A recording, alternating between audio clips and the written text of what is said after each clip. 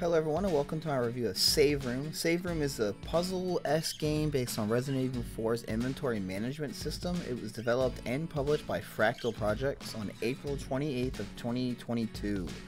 I have a couple things to say about it. Very short game. The whole game premise is about organizing your inventory case from Resident Evil 4, and with the remake coming out, I thought it'd be interesting to play something like it ahead of time to get into the groove of organizing my inventory case, only to see that there's an auto sort function in the new one, which that's cool. Whatever, you know, I put in the hours.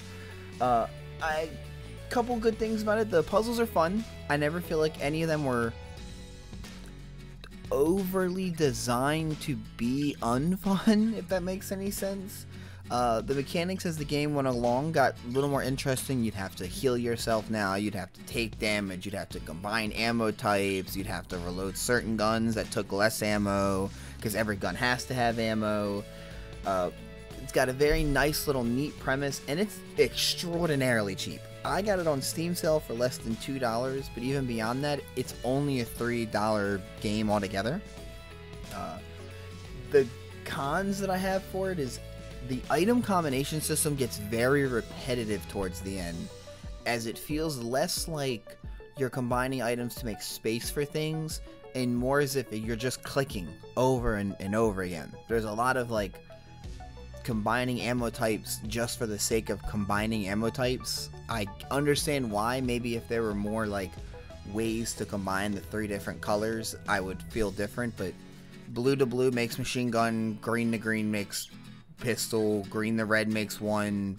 It's just, I don't know, it didn't feel like there was like a lot of variety in it, but for like the last 20 puzzles, like every puzzle had it, which isn't an issue with the herbs, because the herbs are an in-game mechanic already. Combining them was already something you could do, and it was interesting to have an achievement based on unlocking herb combinations that aren't possible in the source material of the game. Another complaint is that some puzzles were just drastically harder than other ones. As if just artificially harder. Like, it's like they mixed up the numbers and meant to put, like, Puzzle 13, for example. Maybe it was harder for me than other people. But Puzzle 13 was extraordinarily difficult, considering the one before it didn't take that much effort, and the one after it didn't take that much effort. Almost as if it should have been a puzzle for later, rather than been a puzzle for earlier. Because despite the later parts having all the same repetitive item combination, this did not have that, and yet was still equally difficult. Which is the only 2 real complaints. I know a complaint that some people will have is that it is very short. There are only 40 puzzles. I think my whole playthrough, beating everything, doing all the puzzles, getting all the achievements, only took me 2 hours, 1.9 hours exactly. However, it's really good. It's worth the time. For $3, you're getting about 30-45 minutes, $1 worth of, you know, ROI, return of investment.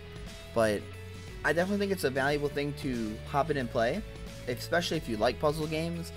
You know, you don't have to practice for the 4th one, because you can auto sort your case in that one, which is convenient. But I was looking forward to struggling.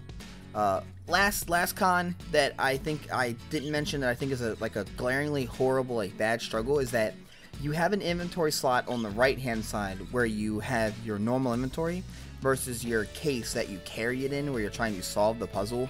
It was very annoying to need to rearrange my inventory page to fit things when that, like, it was like sometimes I felt like I was doing 2 puzzles at once to figure things in. I'm also kind of stupid, so like I can't act like me, I'm just dumb.